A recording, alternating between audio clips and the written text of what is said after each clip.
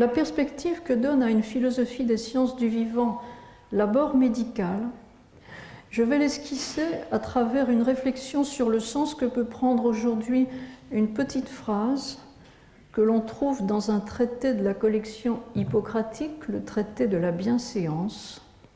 Cette phrase est, je cite, « Il faut transporter la philosophie dans la médecine et la médecine dans la philosophie ». La traduction est d'Émile Littré. Transporter la philosophie dans la médecine. Non, ce n'est pas prêter à la philosophie une vertu thérapeutique. La philosophie n'est pas un remède. Transporter la philosophie dans la médecine, c'est faire sortir la médecine de l'empirisme, la rendre rationnelle et scientifique. C'est le sens précis de la maxime hippocratique selon les commentateurs. Et c'est aussi ce que dit Claude Bernard, qu'il faut que les étudiants en médecine acquièrent, je cite Claude Bernard, une compréhension philosophique et raisonnée des choses au lieu de se bourrer la mémoire avec des minuties. Fin de citation. Claude Bernard, promoteur de la médecine expérimentale, s'est beaucoup battu pour que la médecine sorte du conservatisme empiriste, pour que les jeunes médecins ne fassent pas seulement de la clinique, mais aussi du laboratoire, pour qu'ils apprennent l'esprit critique et le raisonnement expérimental. Claude Bernard raconte que lorsque Laplace, au début du XIXe siècle, avait réorganisé l'Institut, il avait créé une section de médecine et de chirurgie dans l'Académie des sciences. Et Laplace s'était attiré des critiques, on lui disait « les médecins ne sont pas des savants, la médecine est encore à l'état de l'empirisme ». Laplace aurait répondu, citation, « Je ne mets pas les médecins à l'Académie des sciences parce qu'ils sont des savants, mais pour qu'ils soient avec des savants ». Pourquoi est-il si important que les médecins deviennent des savants? Parce qu'on peut faire beaucoup de mal à vouloir faire du bien quand on est ignorant. Parce que le zèle à faire du bien, s'il n'est pas accompagné de la rigueur et de la prudence scientifique, est dangereux.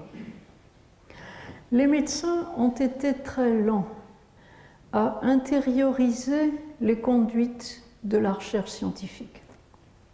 L'humanisme médical, qui commandait que l'on soit d'abord au service du malade et de sa guérison, paraissait interdire que le malade réduit à un cas soit instrumentalisé comme source de données au service de la science et éventuellement étudié avec d'autres cas semblables dans le cadre d'un protocole expérimental standardisé dont l'objectif était de dégager de l'étude une connaissance généralisable. Soignants ou chercheurs, individuellement, beaucoup de médecins vivent encore cela comme un dilemme inconfortable. Mais collectivement, pour la profession médicale, il n'y a plus de doute aujourd'hui, les médecins ont une obligation de recherche. Le Comité consultatif national d'éthique avait parlé en 1984 d'un devoir d'essai. Les médecins ont en même temps une obligation de soins, j'y viens, et je vais argumenter qu'ils doivent tenir les deux. Je relis la petite phrase du traité de la bienséance. Il faut transporter la philosophie dans la médecine et la médecine dans la philosophie, et j'en viens à la seconde partie de la phrase. Transporter la médecine dans la philosophie. La médecine naît d'une demande de soins. Canguilhem le soulignait souvent, et dans les termes où l'exprime Hans Jonas, le médecin est sensible à l'injonction de la souffrance et du handicap, comme si les faits réclamaient son intervention. Répondre à la demande de soins par une médecine responsable, rationnelle, philosophique, c'est adopter une position philosophique. Être médecin n'est pas neutre philosophiquement. La philosophie implicite de l'acte médical se résume en 3 affirmations. 1. Il y a du mal. C'est toute une métaphysique. 2. Il faut y porter remède. C'est toute une morale. 3. Les efforts pour y porter remède sont dérisoires. Ironie socratique. Mais cela n'empêche pas de continuer pour l'honneur. Je reprends. 1. Il y a du mal, de la souffrance, du malheur. La nature n'est pas bien faite. La nature n'est pas toute bonne. Souvenez-vous de Voltaire. Je cite, « Qu'est-ce qu'optimisme, disait Cacambo. Hélas, dit Candide, c'est la rage de soutenir que tout est bien quand on est mal. » Même Georges Canguilhem, qui insiste sur la capacité des organismes à surmonter la maladie en ajustant leurs normes, laisse échapper une allusion au mal radical, inextirpable, que sont certaines maladies génétiques ou du développement précoce.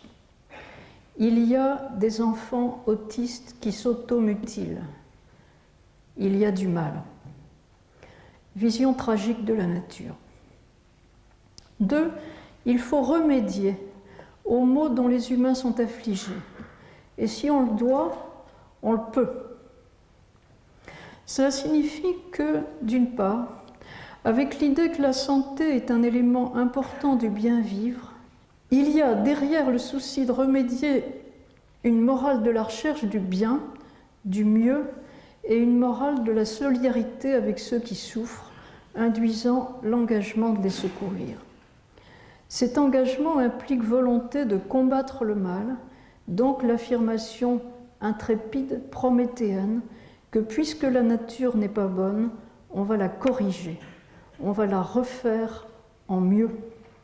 C'est une visée intrépide, impertinente, blasphématoire, diraient certains, à travers laquelle on perçoit comment le zèle humanitaire s'accorde avec une exigence de recherche scientifique parce qu'il faut se donner les moyens de ses ambitions.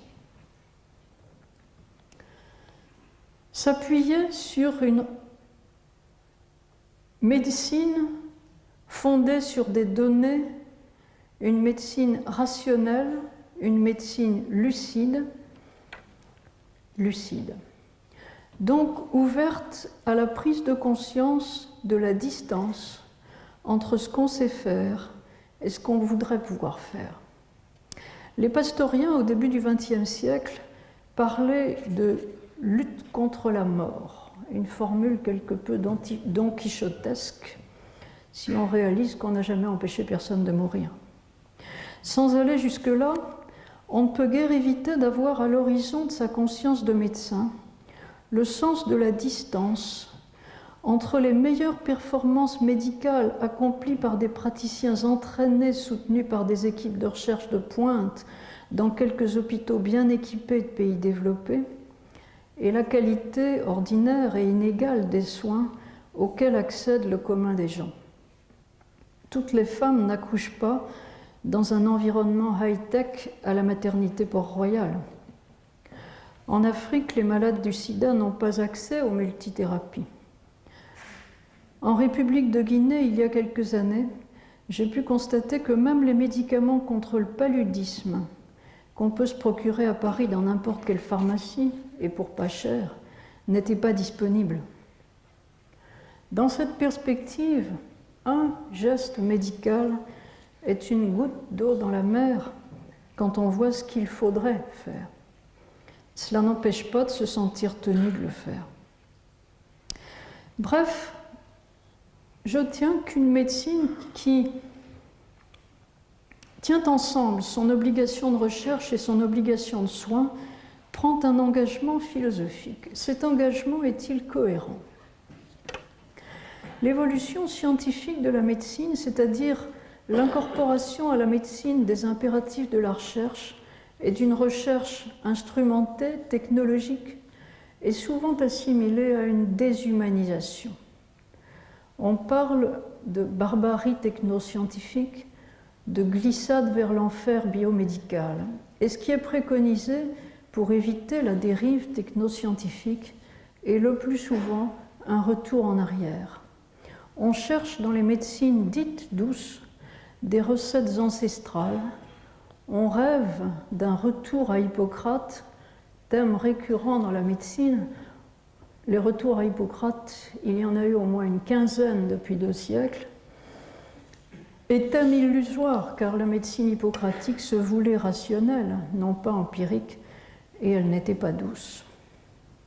Je pense qu'il est fallacieux d'opposer à la barbarie de la science dure une médecine dite douce parce que traditionnelle et holiste. Je vais argumenter en ce sens en m'inspirant d'une formule d'Alvan Feinstein qui, en 1983, disait à peu près ceci, je cite, « Ce n'est pas en étant moins scientifiques que nous serons plus humains, c'est en étant plus et autrement scientifiques. »